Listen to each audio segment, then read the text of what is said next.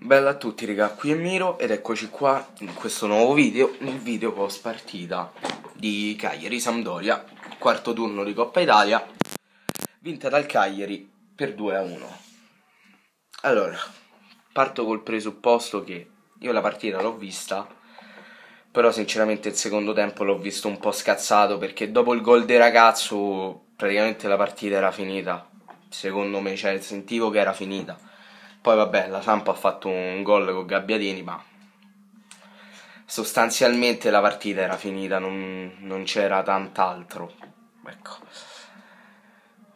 Passaggio del turno, sinceramente me lo aspettavo.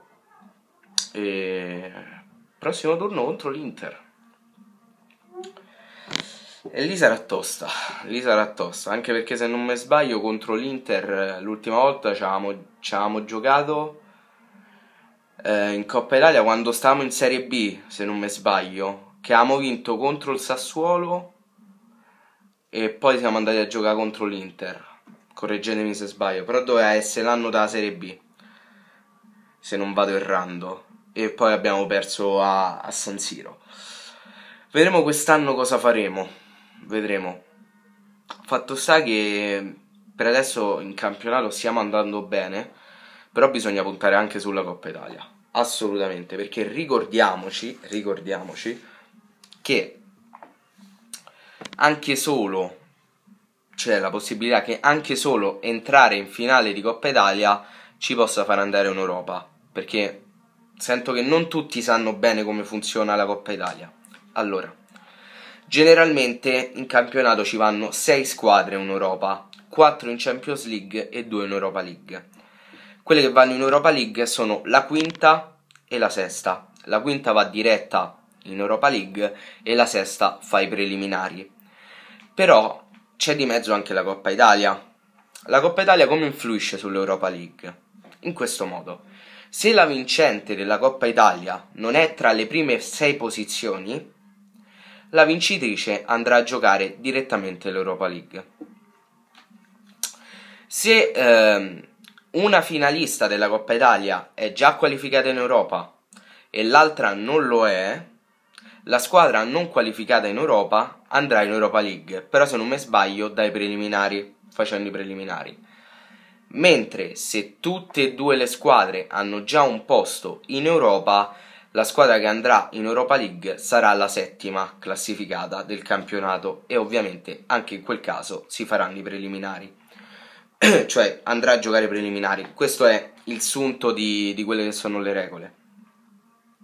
Quindi è un obiettivo che non bisogna farsi scappare, per sicurezza, semplicemente per sicurezza, perché continuerò a dirlo, l'obiettivo del Cagliari è l'Europa League. Secondo me è l'Europa League. Detto questo, della partita non ho tantissimo da dire, perché sinceramente io ho visto una dominanza del Cagliari in tutto e per tutto.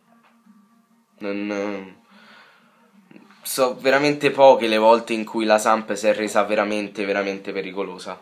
Gol di nuovo di Cerri e sono contentissimo di questo, sono veramente contento perché se continua così magari potrà cominciare a farmi cambiare idea. Per adesso 2 gol in 2 partite sinceramente a me non bastano per farmi cambiare idea sul giocatore, nonostante comunque abbia giocato una partita dignitosa, nel senso il suo l'ha fatto, ha sbagliato qualcosina certamente, però il suo l'ha fatto e spero che continui così, perché già questo è un enorme passo in avanti.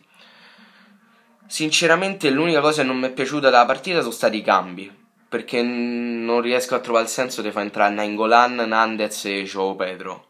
A che pro? Cioè c'hai Mattiello, Pinna e non li fai giocare? Perché? Perché cacciatore ancora? Ancora cacciatore. Basta con cacciatore, basta cacciatore. Avrei voluto vedere Pinna, avrei voluto vedere Mattiello, comunque giocatori che di solito non vedono tanto il campo, quindi quei 3 cambi io veramente non li riesco a capire. Non avrei rischiato, fortunatamente non ci ha detto male, nessuno dei 3 si è rotto, però perché rischiare? Cioè, non riesco a capire il motivo.